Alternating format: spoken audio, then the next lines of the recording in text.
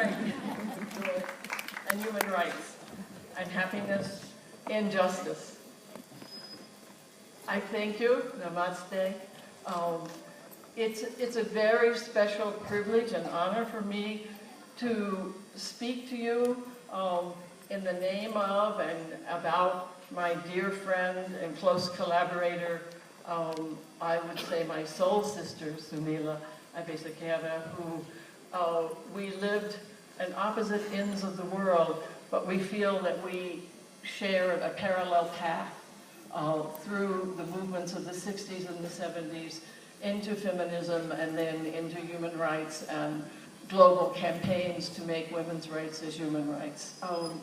And I'm particularly privileged to have had this friendship with Sunila, but also to be speaking to you here in the region that she came from and that she loved so much, and that she talked to us about endlessly.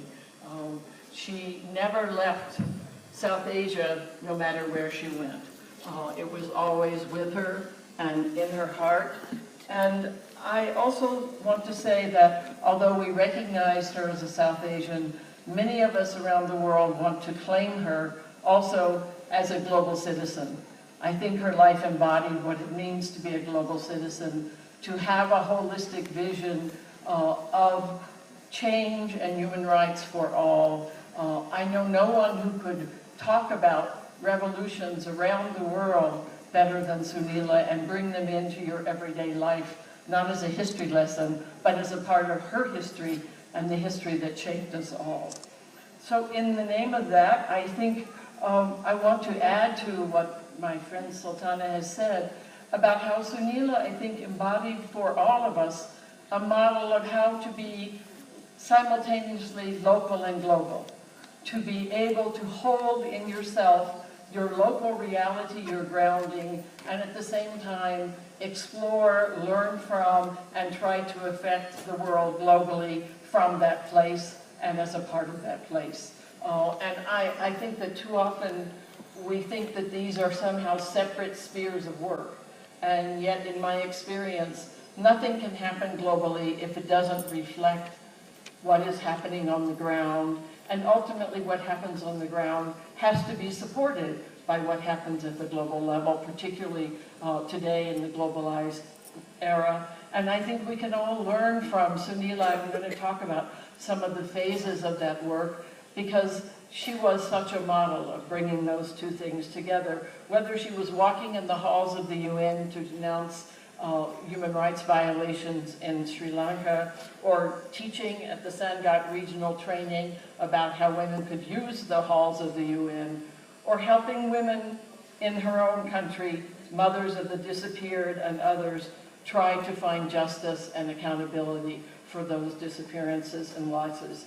She was always making those connections. Not only local and global connections, but the connections between issues, between what it meant to understand that economic and social conditions and civil and political rights are interrelated, that militarism, economic poverty, and women's concerns about violence and reproductive rights are all part of the same picture that we must address. I also want to say, before I go further, that one of the things I thank Sunila for is the way that she introduced me to South Asia, and in particular, I met that other amazing South Asian feminist organizer that you've been watching tonight, Kamla Basin, with Sunila at the first World Conference, not the first, the third World Conference on Women in Nairobi, Kenya in 1985. And through Kamla, you know her in many ways, you know how much she's organized in this region, but she also brought the global and local together by bringing me and my life partner, Roxana Carrillo, from Peru to South Asia in 1986, and giving us the first opportunity to compare feminism's emergence in Latin America and the United States with feminism in this region. And it has been grounding for all the work we have done ever since. So I want to take this moment also to thank Kamla one more time. Thank you. I start with this personal story because the politics of friendship, of trust and relationship, I think is absolutely central to working amongst women, and particularly working across boundaries and borders as Sunila did. It is at the root of the relationship and way that she dealt with the world, and it is also the topic of a paper that we are also launching today, that Sangat has just published, called Forging a New Political Imaginary, Transnational South Asian Feminisms, by Sunila and Amrita Chachki. And as many of you know, Sunila spent much of her illness in the Netherlands living with Amrita. Oh, this is the lunch. Okay, thank you. I got ahead of the beautiful copy here in the bread, and here's the book.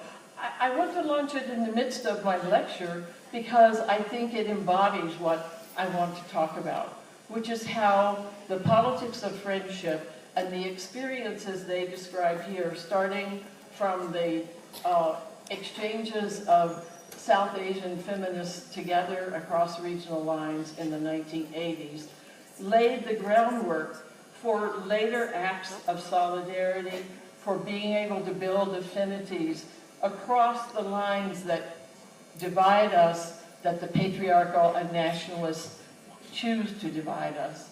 And I think those are the same kinds of lines that divide us in the globe, not only in this region, but around the world. The lines of interest of the economic powers, the lines of interest of the military and political nationalisms that don't want people, and certainly not women, to become united in opposition to the kinds of greed and control and domination that they have created in the world. But I think we have begun in the last 30 or 40 years, building on women who came before us, to cross those borders, to cross those boundaries, to bring the colors of all the countries and regions of the world toward a global vision of change, a global vision of human rights and justice. And this pamphlet really begins to outline what that has meant in South Asia. And I believe everyone's getting copies today, so I'm very happy to be launching it as a part of this lecture. Because that work that Sunila did, and that Kamla did, and that others did, that is documented here, is the work, the everyday work of building global feminism.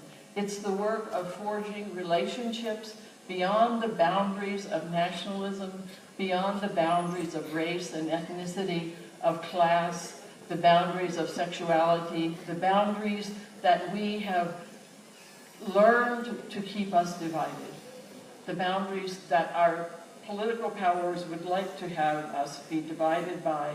And we have to nurture those relationships, those politics of friendship, in order to continue to challenge those boundaries and to create a new world. And I hope all the participants in the Sangat course here will not underestimate the importance not of just what you learn in the course, but of those relationships that you build, because that is really at the core of the future of feminist work in the world today.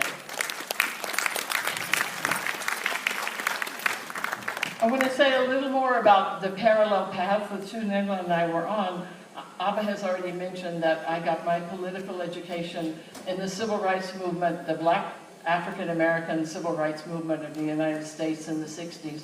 I will forever be grateful to my parents that they brought me into the world at a time where I could be a young student in North Carolina when African Americans stood up and demanded their freedom, and therefore taught me what it meant to understand racial discrimination as a paradigm for all the forms of discrimination that the world has suffered, and what it meant to stand up in the face of incredible violence and oppression and say, no, we are human beings, we will have dignity, and we will have our rights.